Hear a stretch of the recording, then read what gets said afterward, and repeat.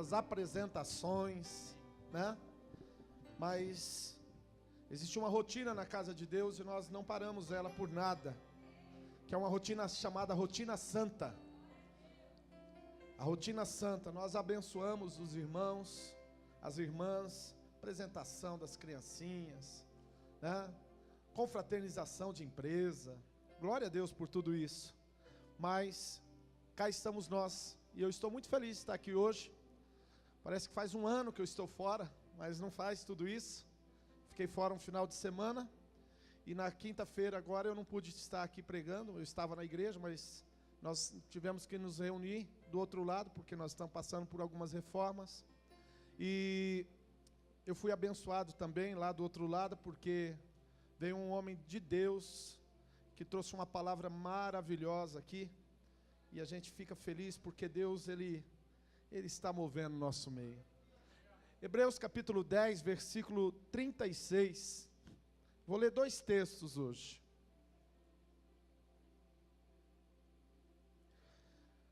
Hebreus 10, 36.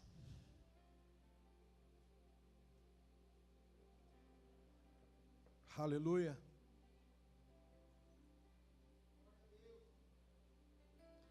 Final de ano, falta 20 e alguns dias para encerrar o ano de 2014, e eu tenho uma palavra de Deus para o teu coração. Hebreus 10, 36 diz assim: porque necessitais de paciência, para que, depois de haverdes feito a vontade de Deus, possais alcançar a promessa. Diga comigo, porque eu necessito de paciência, para que, depois de ter feito tudo certo, ter feito a vontade de Deus, eu possa alcançar a promessa. Diga glória a Deus. Dá um sorriso para o irmão da direita ou da esquerda, se sente em nome de Jesus, tome o seu assento. Quantas pessoas não vão terminar o ano de 2014? Talvez elas nem saibam ainda, talvez elas estejam até fazendo planos para 2015. Mas, não sou profeta da fatalidade, mas é uma verdade. Muitas pessoas vão se drogar, muitas pessoas vão se embebedar, muitas pessoas vão infringir alguns princípios e, infelizmente, algumas dessas pessoas até mesmo pagam com a sua própria vida. Algum tempo atrás, eu estava ouvindo que quando uma pessoa sai de viagem, ela sai de viagem e ela está retornando para o seu lugar de origem, e ela viajou aí 700, 800 quilômetros. Os últimos 30 quilômetros que antecedem a chegada dela no local de origem é a parte mais perigosa da sua viagem, porque no afã de chegar logo, e também por causa do cansaço, por causa muitas vezes de descuido, falta de concentração, acaba quebrando, infringindo um princípio, uma lei, e muitas vezes paga com até a própria vida. O livro de Hebreus, no capítulo 10, versículo que nós acabamos de ler, versículo 36, fala que depois de ter feito a vontade de Deus, nós precisamos de, diga comigo, paciência. Paciência. Eu posso ser categórico em afirmar aqui nessa noite, eu posso ser categórico em afirmar aqui nessa noite, que muitas pessoas, por não conseguir esperar o momento certo, por não conseguir esperar a hora certa, por não ter paciência em descansar em Deus, apesar de ter grandes promessas nas suas vidas, apesar de Deus ter falado coisas magníficas e maravilhosas a seu respeito, em alguns casos, nesse momento, abrem mão da bênção, da primogenitura e acabam negociando. Muitas pessoas, quando são provadas, já cantava o Matos Nascimento, não entendem, ficam desesperadas, sem saber o que fazer. Então, todos nós, apesar de vivemos uma vida com Deus, caminharmos com Deus, apesar de termos um relacionamento com Deus, apesar de estar fazendo coisas para Deus, apesar de se submeter à vontade de Deus, que não é nada fácil, porque a nossa autossuficiência, ela fala muito forte. A nossa autossuficiência, em algum momento, é como uma pessoa que está em um navio e ela teve que abrir mão do leme, e aí então, em algum momento, ela fica duvidosa, algum vento, algum balanço do barco, ela vai lá e toma novamente a direção, ela toma esse leme na sua mão e faz do seu jeito, leva o seu barco para o lado onde quer. Muitas pessoas, por causa do seu egocentrismo, não conseguem entender que apesar de ter passado por todas as provas, todas as situações, todas as circunstâncias, precisa aprender a ter paciência. É fácil? Não é fácil. Agora no final do ano, já novembro, dezembro, parece que dá uma ansiedade nas pessoas, uma ansiedade tal que as pessoas, elas muitas vezes nem entendem por quê, mas elas começam a dirigir em alta velocidade, entra no mercado, parece que vai faltar as coisas na prateleira, ficam desesperadas ali, entrando e correndo nos corredores. Os shoppings, né? Os shoppings não dá nem para entrar dentro, porque estão superlotados. Você chega para buscar uma vaga agora no final do ano, nessa reta final, tem dia que a gente volta até para casa porque não consegue. Por quê? Porque as pessoas estão todas ansiosas, elas estão buscando algumas coisas, e muitas delas pensam, inclusive, que isso que elas estão fazendo é que vai proporcionar, ou que vai estabelecer nas suas vidas a alegria, a paz e a felicidade. Na Bíblia, um dos homens que passou por um processo muito longo para ser tratado nessa área foi Moisés. Se você quiser abrir comigo em Deuteronômio, nós vamos ler um pouquinho sobre a história de Moisés, para contextualizar aquilo que Deus quer falar comigo e com você nessa noite. Deuteronômio, capítulo de número 34.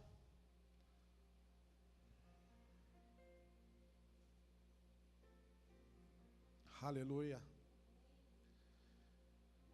Moisés sobe no monte Nebo, vê a terra prometida e morre. Eu não estou aqui profetizando que ninguém vai morrer. Eu estou falando de algo maior do que isso. Eu estou falando da promessa de Deus na sua vida.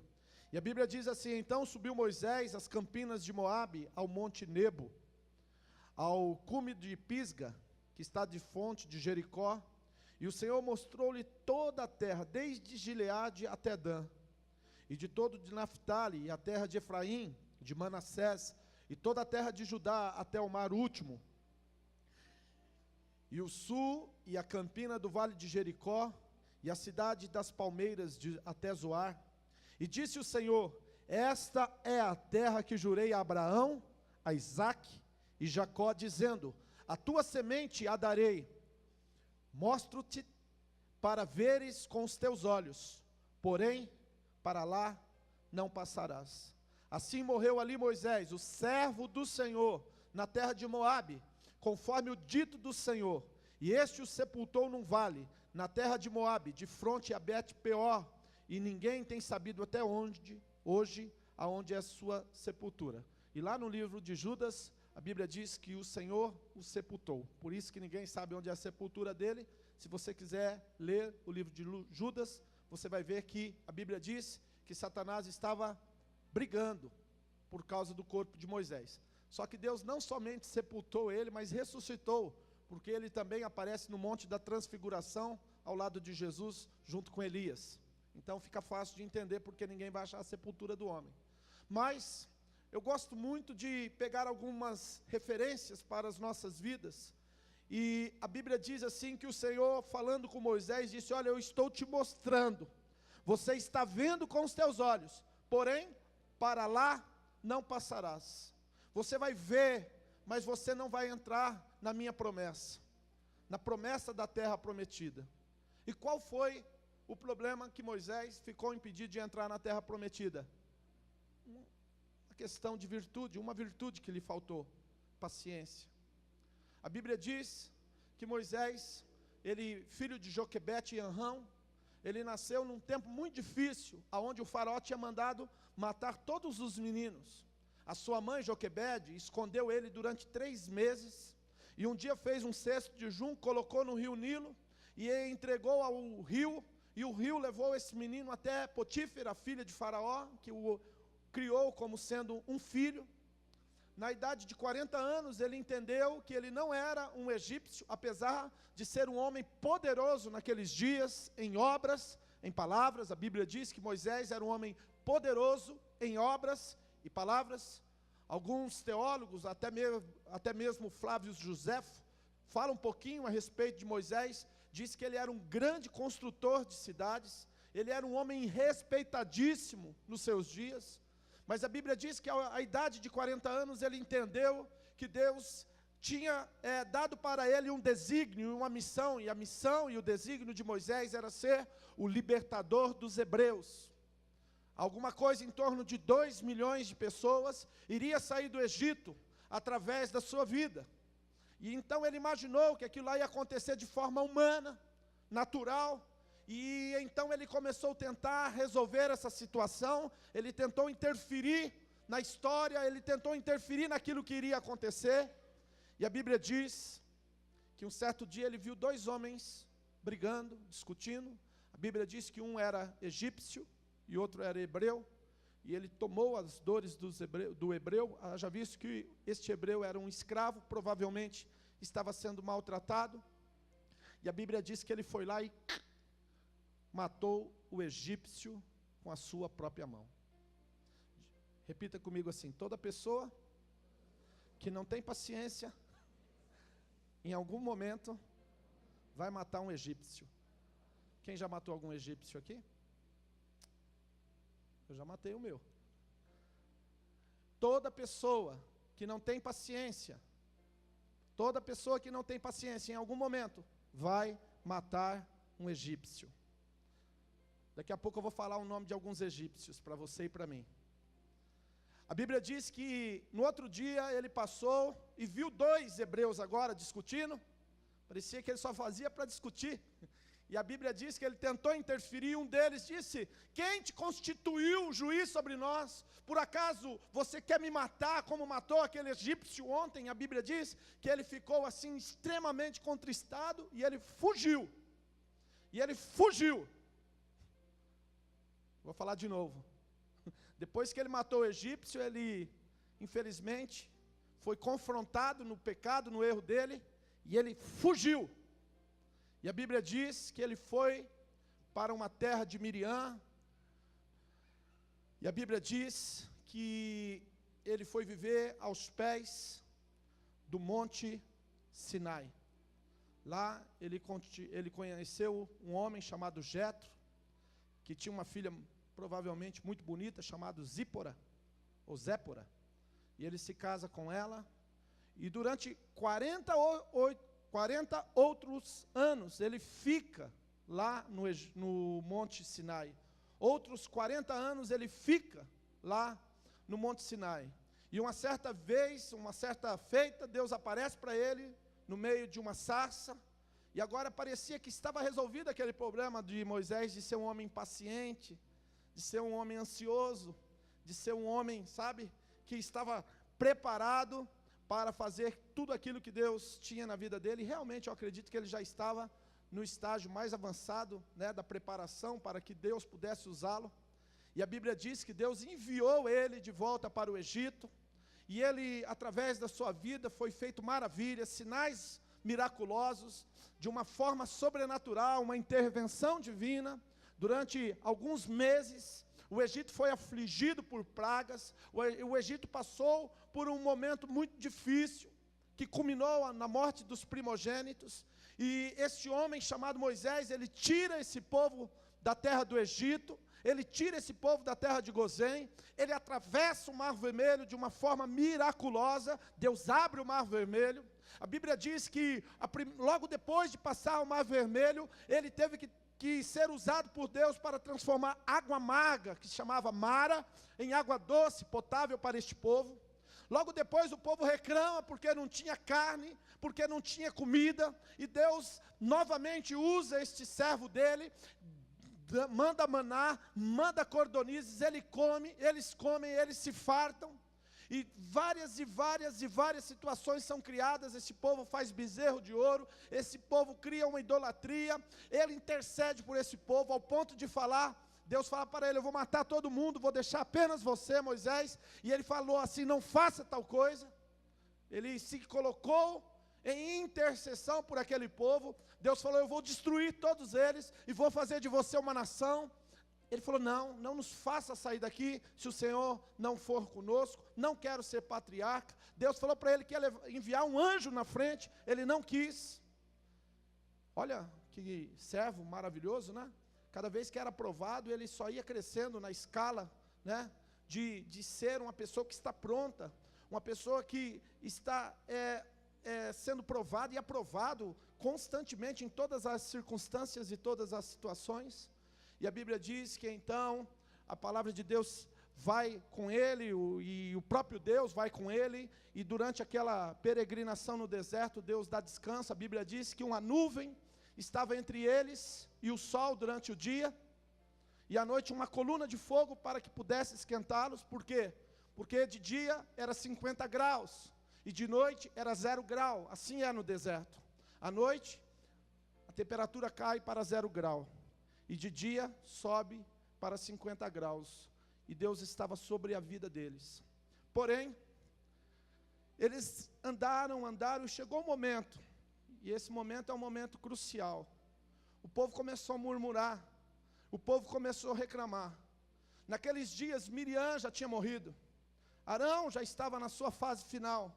Eles já tinham passado por muitas situações ao lado daquele povo. Uma geração morreu no deserto, uma geração tinha morrido no deserto, uma nova geração já tinha se levantado no deserto, porque a Bíblia diz que aquele povo que saiu do Egito, ele não entrou na terra prometida. Deus levantou uma nova geração, e ainda tinha alguns, como Josué, como Caleb, como Moisés, como Arão, que estavam à frente do povo e queriam entrar na terra prometida. Porém aquele povo começa a murmurar e reclamar, e daqui a pouco Moisés se irrita. Tem alguém irritado aqui, fica irritado fácil? Já viu aqueles nervosinhos de Jesus? Os nervosinhos de Jesus, tem algum nervosinho de Jesus aqui? Amém? Ontem eu conversava, eu dizia que poucas coisas me tiram a paciência. Entre elas, uma das coisas que me tira a paciência é a injustiça. É uma das coisas que me aflige. Eu, como diz no ditado popular, eu desço da tamanca. Outros dizem assim: ele desce da cruz. Hoje eu procuro, quando estou nesse momento, eu procuro me retirar e ter um tempo com Deus no meu lugar secreto, no meu altar, para que eu não venha infringir, para que eu não venha matar nenhum egípcio. E a Bíblia diz que o povo queria água, e Moisés, ele vai, conforme Deus havia falado para ele, e fica de frente da rocha. Diga assim: a rocha era Jesus, e ele fica de frente da rocha, e ele dá uma ordem para a rocha, e não sai água. Interessante isso, né? Um homem que Deus usou para transformar água em sangue, um homem que Deus usou para que houvesse úlceras, piolhos, rãs, todos os tipos de praga, mar se abrir. Agora ele fala para uma rocha: sai água. E olha, ele já tinha feito isso outras várias vezes, seria mais uma vez. Por isso que quando a gente entra no culto, preste atenção no que eu vou dizer. Igreja, olha para mim. Quando você entra no culto, não é mais um culto. Quando você entra na presença de Deus, não é mais uma vez. Quando você está aqui adorando, tocando, cantando, orando, não sei, quando você entrou aqui, você tem que ter consciência de que não é mais uma vez, que não é mais um culto, não é mais uma pregação, é algo novo que Deus está fazendo na sua vida. Por isso, quando você entra na casa de Deus, quando você entra na presença de Deus, você tem que entrar com o coração assim, sabe, temeroso, mas ao mesmo tempo você tem que ter uma expectativa, porque a qualquer momento Deus pode interferir nesse culto, e por tua causa Ele pode fazer algo sobrenatural. Pode aplaudir.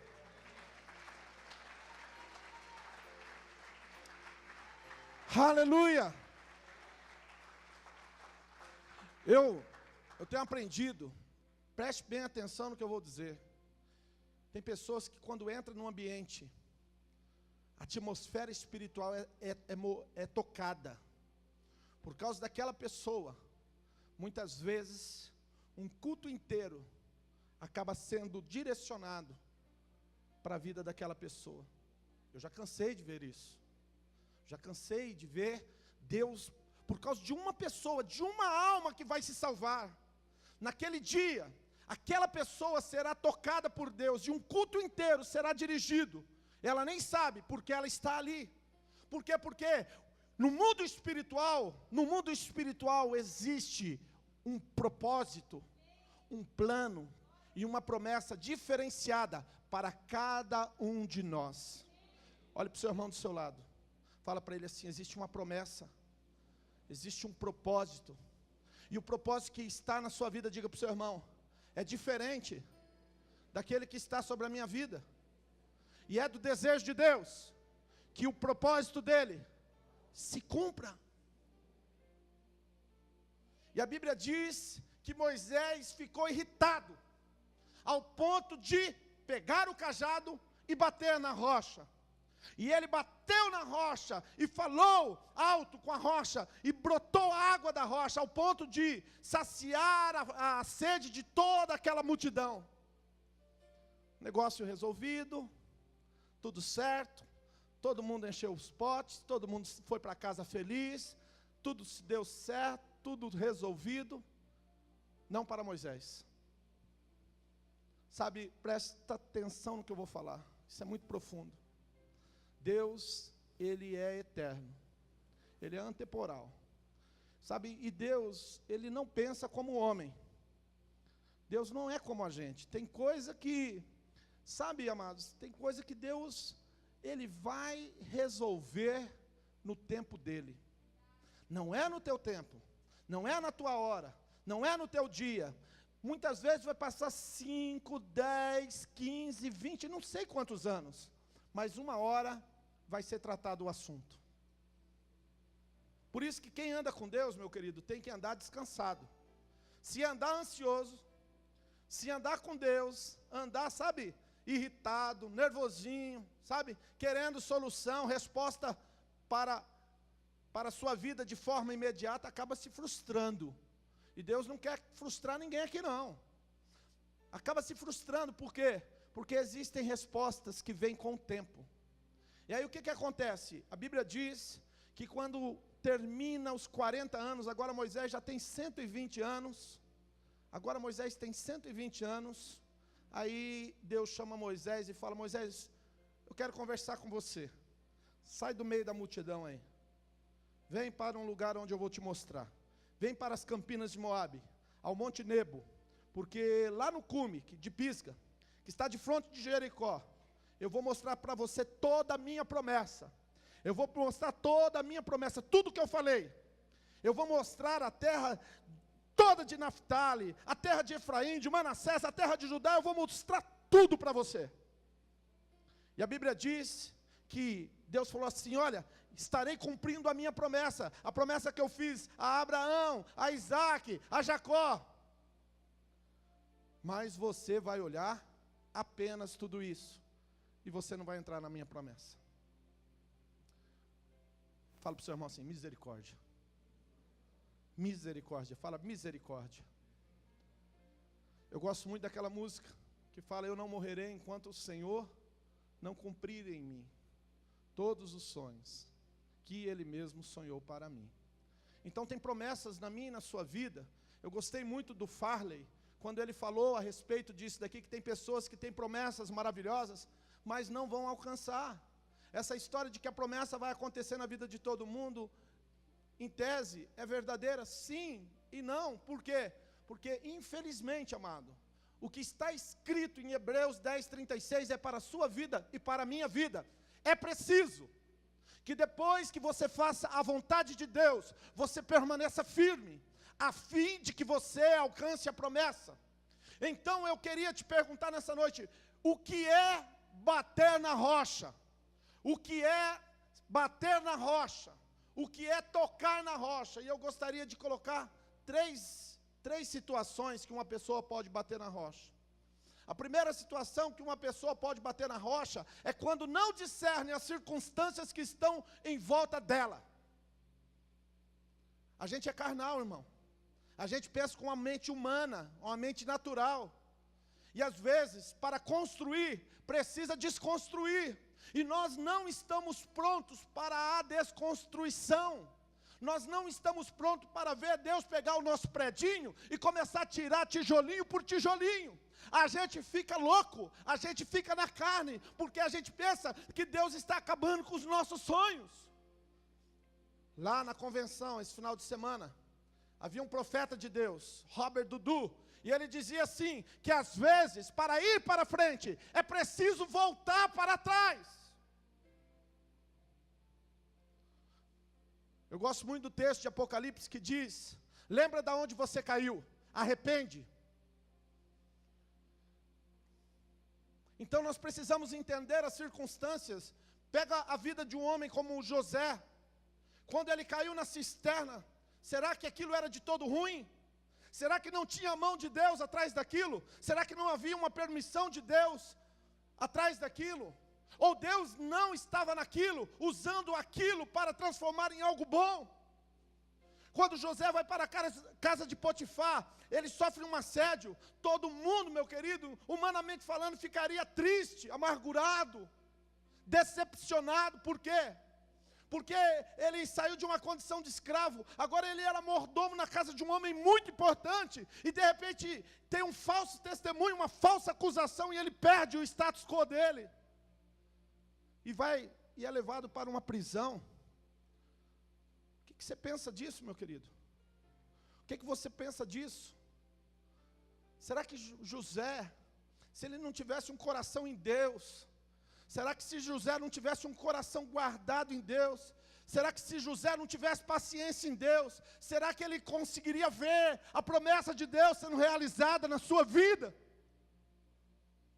Daqui a pouco ele vai para a prisão, daqui a pouco ele revela o sonho de 2 homens, daqui a pouco ele é esquecido na prisão, mas as circunstâncias não revelavam a verdade da vida dele. A verdade da vida de José era uma verdade muito superior àquilo que ele estava vivendo. E eu quero profetizar que a verdade de Deus para a tua vida é muito superior daquilo que você está vivendo hoje. A verdade que Deus tem para a tua vida é algo sobrenatural. Eu aprendi que Deus coloca sonhos tão grandes no coração de um homem. Primeiro, que o que ele tem no bolso não vai dar para cumprir. Quanto maior é o sonho. Então, meu querido, não pense com o seu ganho, com o seu subsídio, com o seu salário, com o que você está produzindo. Você vai ser capaz de financiar o sonho de Deus, porque o sonho de Deus é... Olha para o seu irmão e fala assim, é muito maior. Eu aprendi... Eu aprendi que você nunca deve enxergar as coisas naturalmente. Às vezes alguém que você despreza, meu querido, às vezes alguém que você julga não ser ninguém, você não sabe com quem você está falando, muitas vezes você está falando com um príncipe de Deus, alguém que Deus vai levantar como um cabeça.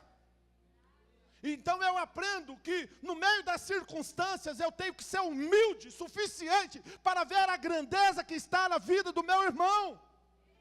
ainda que não esteja sendo revelada naquele momento. Eu aprendo que as circunstâncias, muitas vezes, elas vão tirar pessoas da sua vida e vão colocar outras. E você não deve ficar triste quando Deus tirar algumas pessoas da sua vida, porque faz parte do propósito de Deus.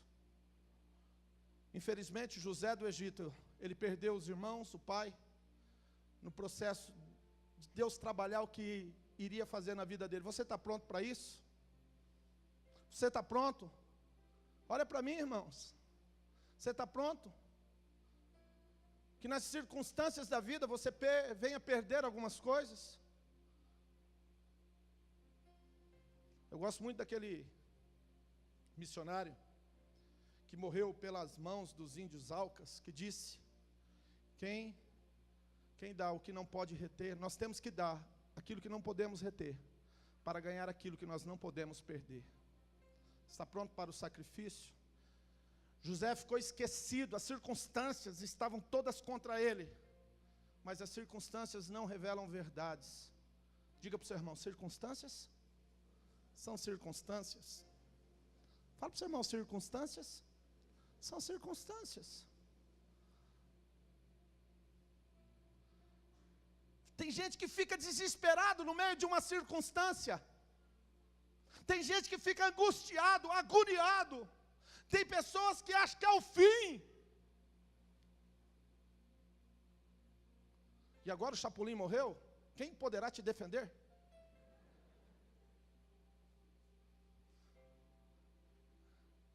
Então tome cuidado, porque você pode bater na rocha quando algumas circunstâncias chegar na sua vida. Vou falar de novo, toma cuidado. Toma cuidado. Você pode bater, você pode ferir na rocha. Você pode ferir a rocha quando alguma circunstância chegar na sua vida. 1 Coríntios, capítulo 3, diz que toda obra será aprovada pelo fogo. Diga: fogo. Toda obra será aprovada pelo fogo. Palha, feno, madeira, pedras preciosas, prata e ouro. Toda obra vai passar pela prova do fogo. Diga comigo: toda promessa. Olha para mim, diga: toda promessa passa pela prova do fogo. As circunstâncias é uma delas. As circunstâncias é uma delas, ou uma delas. Existe no interior da abelha uma enzima que transforma fel em mel. Quem sabia disso? Olha para mim aqui. Será que Deus não está colocando algumas circunstâncias na sua vida? Olha para mim. Será que Deus não está colocando algumas circunstâncias na sua vida? Fel. Para que possa transformar em mel? Será que algumas circunstâncias não têm sido fel na sua vida? E Deus está querendo produzir algumas enzimas dentro de você para transformar mágoa em amor, ofensa em perdão. É assim que Deus trabalha. Então, cuidado para não bater na rocha por causa das circunstâncias. Diga para o seu irmão: cuidado para não bater na rocha por causa das circunstâncias. Segunda situação que uma pessoa pode bater na rocha e perder a promessa. Segunda situação é por causa de um indivíduo, de uma pessoa. Por incrível que pareça, olha a frase que eu vou falar para você. Quando Deus quer abençoar uma pessoa, sabe o que Ele faz? Coloca uma pessoa. O diabo, quando quer arrebentar com você, sabe o que o diabo faz? Coloca uma pessoa. Então, preste atenção no que eu vou dizer para você nessa noite. ter discernimento. Porque não é o bonzo, não é a pessoa de Deus que vai fazer você ferir a rocha. É aquele que não é de Deus. Vou falar de novo. Não é os bons que me assustam. Não é aquela pessoa de Deus, aquela pessoa que agrega, aquela pessoa que luta, aquela pessoa que ora junto, aquela pessoa que batalha do seu lado, mas aquela pessoa que é usada pelo diabo. É esta pessoa que nós temos que ter discernimento, temos que ter sabedoria, nós temos que ter, sabe, meus queridos, dentro de nós, uma perspicácia para entender o que Deus está querendo com aquilo. Tem pessoa que tira você do sério, desce da cruz, é essa daí. Às vezes é por causa dessa que você vai bater na rocha. Às vezes pode ser um patrão, às vezes pode ser uma vizinha, às vezes pode ser um amigo de ministério, às vezes pode ser um irmão da sua casa, às vezes pode ser um parente seu. O pastor Joãozinho, meu pastor, ele contava uma história, antiga. Eu lembro como, quando estava ainda na construção da igreja lá, nas salas, não tinha nem parede.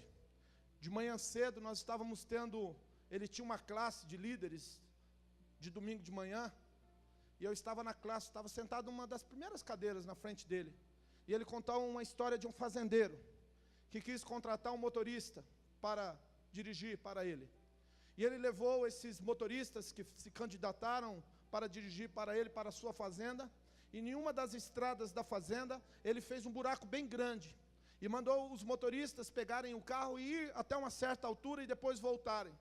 E cada um querendo mostrar que era melhor do que o outro, pegava o carro e ia velozmente. Chegava perto do buraco, fazia aquela manobra assim, né, radical, e passava tirando uma fina, voltava, estacionava o carro.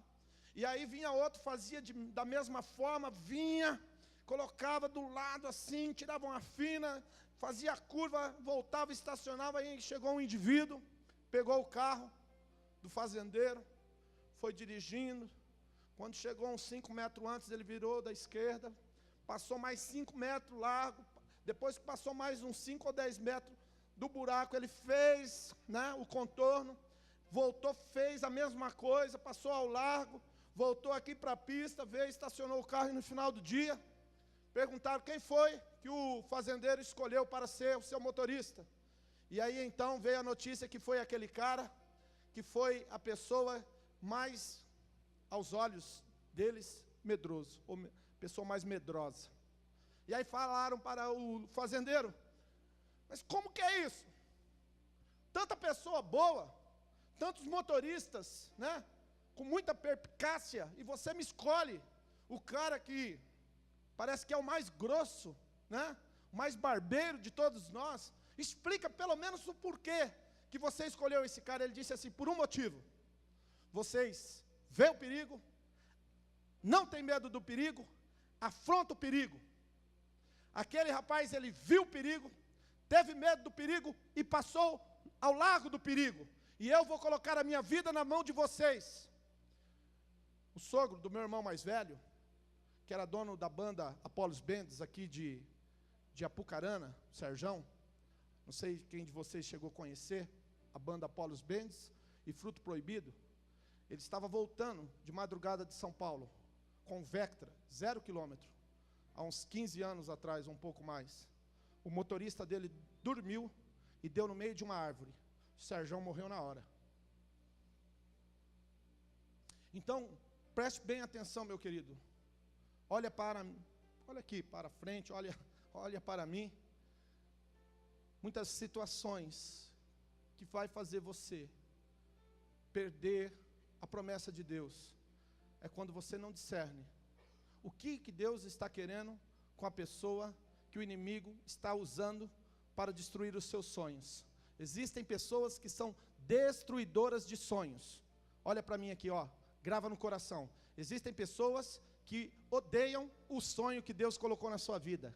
Eles vão trabalhar diuturnamente para destruir o sonho de Deus na sua vida.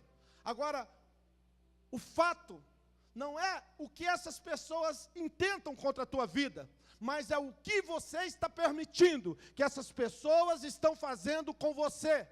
Eu sempre digo que a crise pode estar para o lado de fora, mas ela não pode estar para o lado de dentro.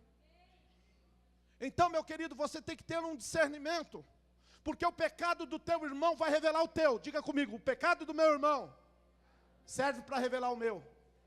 E chega um momento da nossa vida que nós temos que entender um fato e uma verdade, meu querido, que se você não estiver com a vida no altar, se você não estiver em santidade, verdadeiramente o pecado do teu irmão vai revelar o teu. E sabe o que vai acontecer? Você vai tocar na rocha.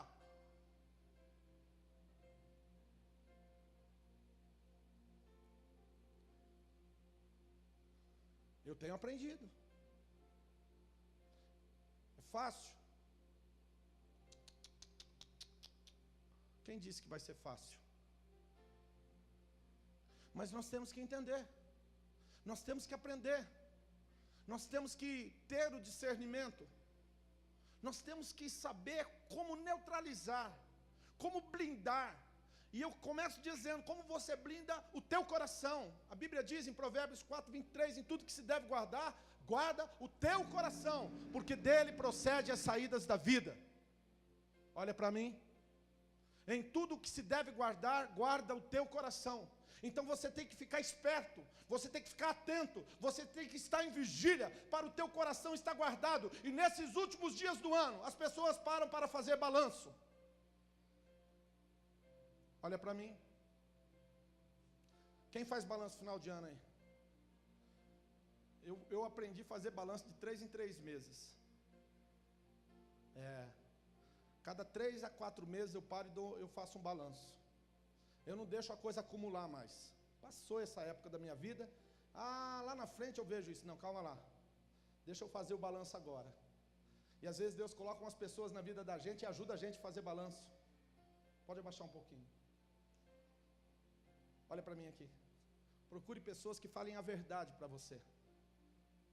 Procurem pessoas que falem a verdade para você. Ame a verdade. Ame a verdade. Ata no teu pescoço. Não deixa balanços acumularem na sua vida. Tem algum problema? Vamos sentar e vamos resolver. De tempos em tempos, a gente tem que parar um pouquinho. Porque se tem uma coisa que faz a pessoa ferir a rocha, ou é as circunstâncias, ou uma pessoa.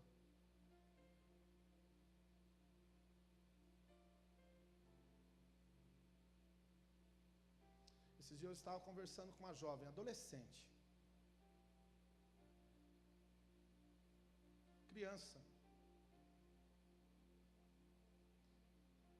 Algumas coisas é muito fácil entrar, mas é muito difícil sair de dentro de nós. Imagine pessoas. Posso brincar com vocês ou não? Posso? Posso ou não? Sim ou não? Posso brincar ou não posso com você? Só 3 falou. Imagina um cavalo velho igual você. O feminino você já sabe qual é, né?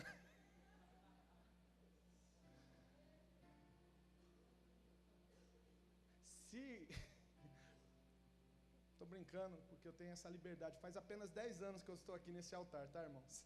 Se eu não puder brincar aqui de vez em quando, eu posso pedir minha transferência, apesar que eles estão querendo mandar eu para outra igreja, lá para Curitiba. Vocês estão de acordo? Vai orando aí, hein? Olha para mim, irmãos. Imagine gente velha que nem nós. Já passou dos 40, dona.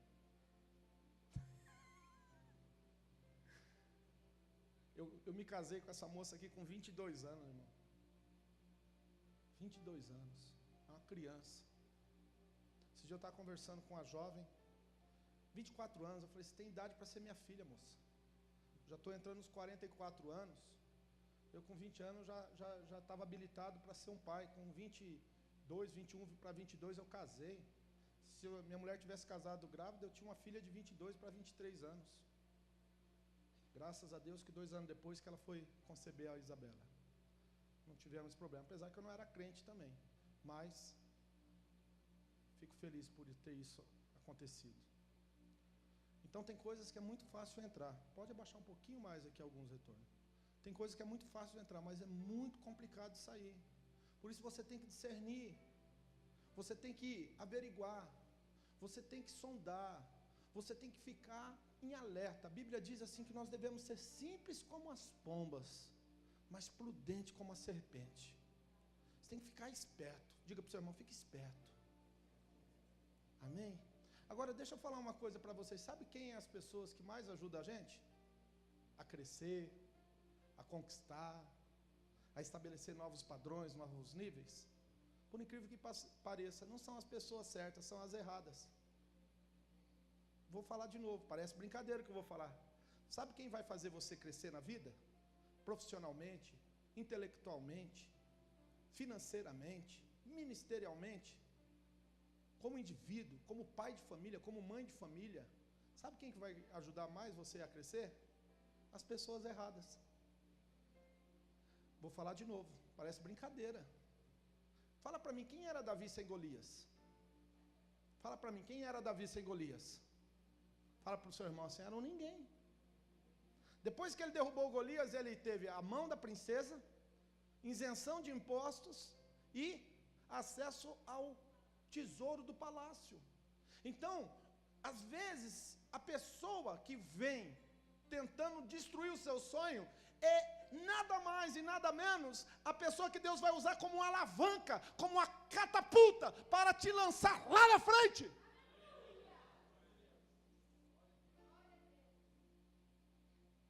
Amém? Não estou ouvindo muito amém?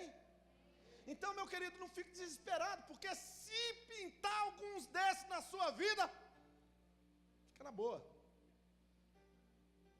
Olha para o lado e fala assim, rapaz, chegou a minha promoção. Chegou a minha hora, chegou meu tempo. Irmãos, eu sei do que eu estou falando. Eu sei. Tem pessoa que fica, olha para mim aqui, fica só assuntando a hora. Eu vou, agora eu não vou pegar. Espera um momento, parece que você está meio fraquinho. Eu gosto muito de um pastor, presidente da igreja Assembleia de Deus de Curitiba, que o homem estava quase 90 anos. A irmã chegou para ele assim, pastor, o senhor está velhinho, cajado já está quebrado, não está dando para muita coisa não. Ele falou assim, mas esse pedacinho de cajado que eu tenho na minha mão, serve para dar na cabeça de ovelha rebelde. Irmãos, esquenta não, um pedacinho de cajado já resolve o negócio. Não precisa de um cajadão grandão não. O inimigo fica assuntando, parece que ele olha e vê a hora que você está mais fragilizado e aí ele ataca. E meu irmão, é aí que ele se decepciona. Porque quem anda em Deus, quem anda em Deus, quem anda no Espírito, quem tem o Espírito de Deus na sua vida, não dorme no 12º mês do ano. É dezembro, eu estou vigiando. É dezembro, eu vou vigiar em dobro. Por quê? Porque eu quero começar o 2015 muito bem. Quem vai começar um 2015 sobrenatural aí? Vigia, irmão. Olha para o seu irmão e fala, vigia. Fala, é agora. É agora que o inimigo vai pensar que você está despercebido. Terceiro, estou encerrando. O que faz uma pessoa tocar na rocha? Bater na rocha. Sabe o que faz uma pessoa bater na rocha e não conseguir alcançar? Ela mesma. Ela mesma. Olha para mim aqui, irmãos. As pessoas têm o costume de colocar a culpa em todo mundo. A pessoa coloca a culpa em patrão, em pastor, coloca a culpa em líder de não sei o quê, coloca a culpa sabe, no amigo de trabalho, no guarda de trânsito, na rua. Você já parou para pensar e analisou como que as pessoas é bom para colocar a culpa nos outros? É ou não é? É só eu que sou assim? Quem é bom para achar um algoz, um culpado? Irmãos, presta atenção no que eu vou dizer para você. Presta atenção no que eu vou dizer para você. Você é um indivíduo. Você tem uma identidade. Você tem uma promessa. você tem uma vida, você tem um desígnio, você tem um chamado, você tem algo de Deus na sua vida, que é diferente da vida de todo mundo. Então eu quero que você entenda uma verdade, e guarda no teu coração, meu querido. Preste bem atenção, preste bem atenção. Davi, no início do ministério dele, ele viu Golias afrontando o exército do Deus vivo.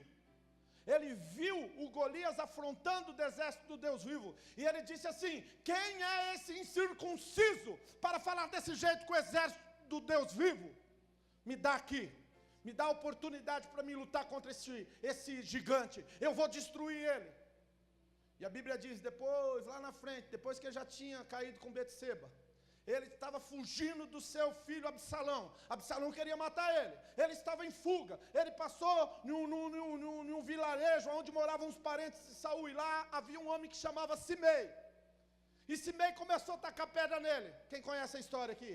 Simei tacou pedra, e tacava pedra em Davi. O rei de Israel estava ganhando pedrada. Ele começou a tomar pedrada. E aí então o pessoal que estava do lado dele falou: quer que eu vou lá e mato ele? Ele falou: não, eu acho que eu mereço. Não, deixa ele tacar pedra em mim, eu acho que eu estou merecendo. Irmão, presta atenção. Olha para mim, irmãos. Em nome de Jesus. Sabe aonde que o diabo acaba com as pessoas? Autoestima. A autoestima, meu irmão. A tal da baixa autoestima é complicado. Por isso que tem pessoas que vivem uma autoafirmação. Então nós temos que entender que a autoestima, meu querido, é algo que o diabo vai minando em você, até que você se sente um qualquer. E o dia que você achar que você é mais um dia que você achar que você é um qualquer, aí mora o perigo. A Bíblia diz que quando Salomão começa o seu reinado, ele teve que matar um irmão dele, chamado Adonias. Ele teve que matar Joabe, que matou Absalão. Ele teve que colocar para correr um falso sacerdote chamado Abiatar. E depois ele colocou um limite para esse Simei. Se atravessasse o vale do Cedron, ia morrer. Simei atravessou o vale do Cedron, morreu. E a Bíblia diz o seguinte, olha para mim aqui, irmãos, que na idade mais tenra de Salomão, depois de ter feito milhares de casamentos políticos, casou com mulheres que tinham deuses estranhos. E a Bíblia diz que cada uma delas infernizava a cabeça dele, assim, ó.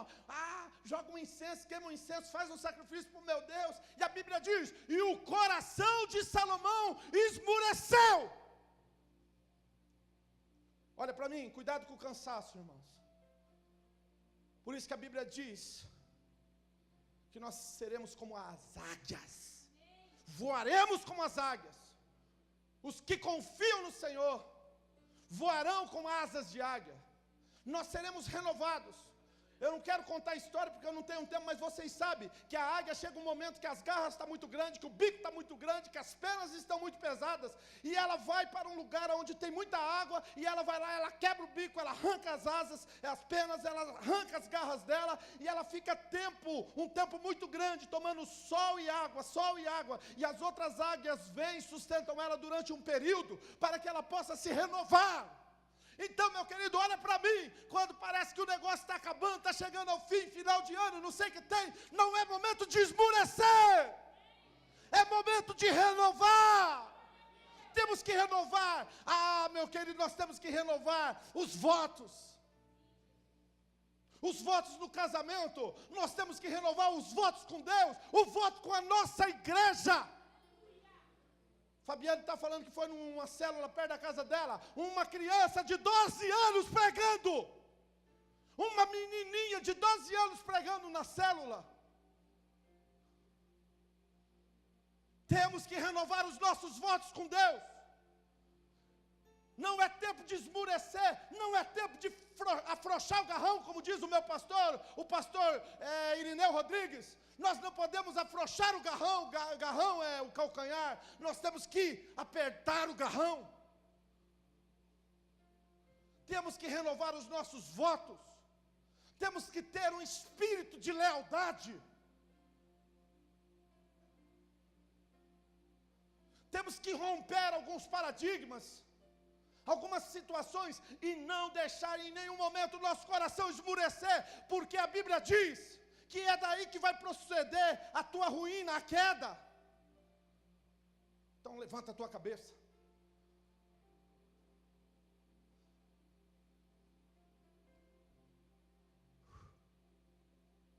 Eleva os olhos para os montes, de onde virá meu socorro?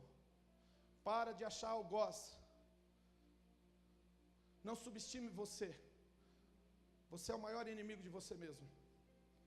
Teu maior inimigo, se você quiser conhecer ele, vai para um espelho, fica olhando para ele. Sabe, meus queridos, hoje de manhã eu estava em período com Deus, minha esposa fica brava, ela falou: por que você acorda tão cedo assim? Estou acordado. Já fazia umas 2 horas que eu estava com o Senhor. E aí eu estava falando por que Deus se fez filho. E aí eu comecei a pensar, por que Deus se fez filho? Fiquei pensando. Por que o homem, feito à imagem e semelhança de Deus, caiu? E por que Deus se fez filho? Sabe por que Jesus veio e morreu no meu e seu lugar? Para nos fazer filhos. Foi ou não foi? Então, se você, olha só o que eu vou falar. Se você quiser conhecer Deus em essência, você vai ter que conhecer Deus na qualidade de filho. Porque quando Ele te fez a imagem e semelhança dEle, Ele já sabia que eu e você não iríamos dar conta do recado. Nós iríamos, em algum momento, cair. E para sermos restaurados, para sermos reconduzidos à nossa posição original de filho, nós precisaríamos realmente ter a imagem e semelhança de novo ao nosso lado, para que nós pudéssemos agora entender e aprender o que é verdadeiramente ser filho. Então, quando Deus nos fez a sua imagem e semelhança, Ele nos fez a imagem e semelhança de Jesus. Está na Bíblia isso que eu estou falando? Está na Bíblia. Está na Bíblia. Está na Bíblia o que eu estou falando, que Jesus, Ele é a primícia. O que significa isso? Ele é o que tem a primogenitura entre muitos irmãos. Quer dizer que Deus nos fez a imagem do seu Filho. E Deus nos fez a imagem do seu Filho. Quem está entendendo isso daí? Para que você pudesse entender que o plano original de Deus para a sua vida é que você se torne filho.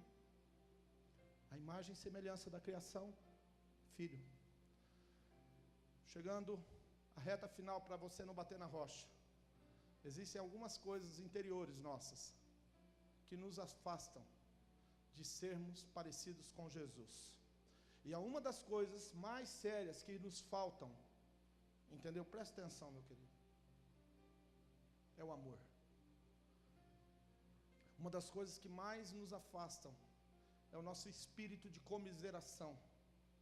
Uma das coisas que mais nos levam longe da presença de Deus, sabe, é essa autossuficiência,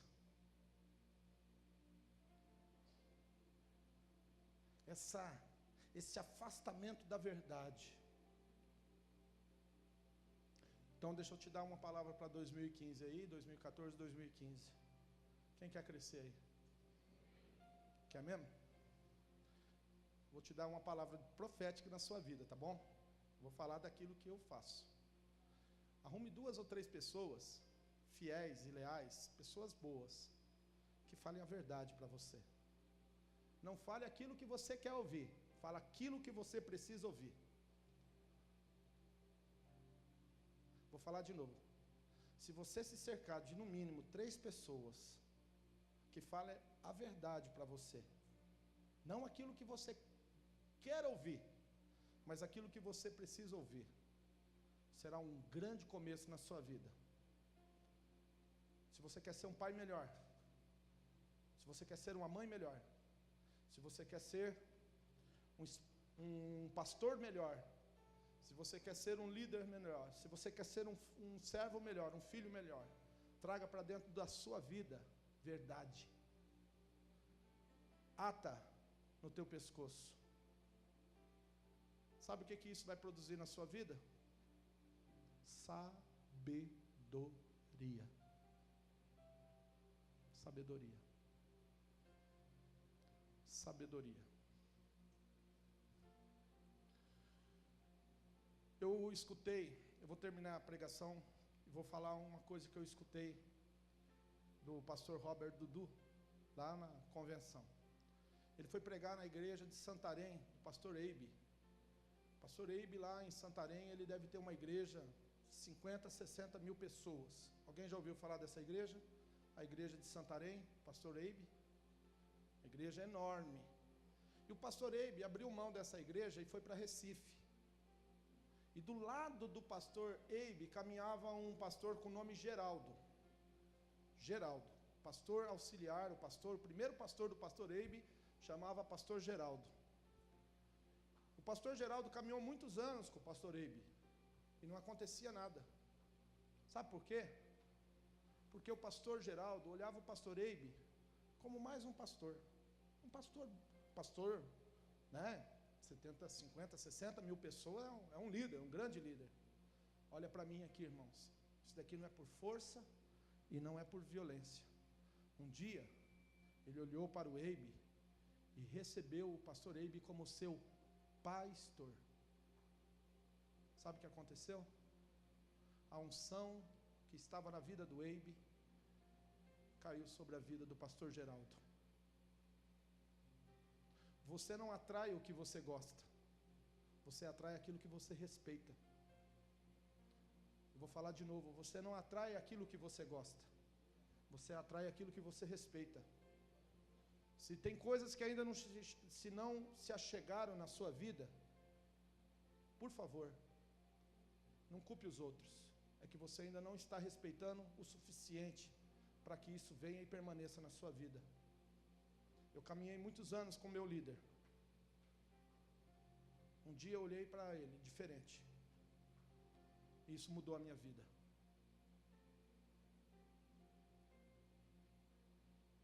Se você não tiver um pastor na sua vida, meu querido, você pode ser membro dessa igreja, ó.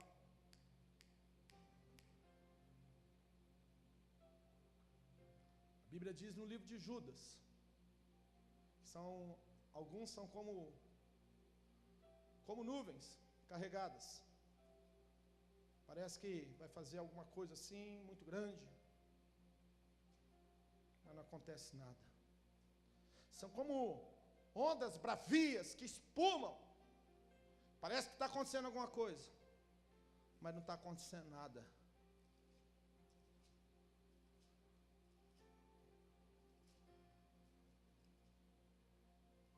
Quem que é teu pastor?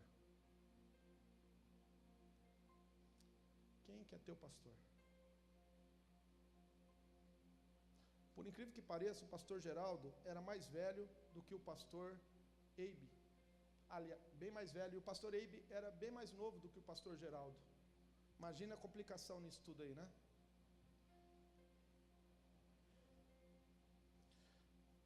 Judas, uma das cartas mais profundas, um capítulo.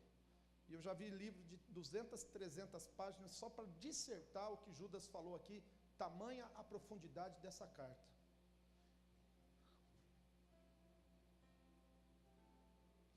Judas fala assim: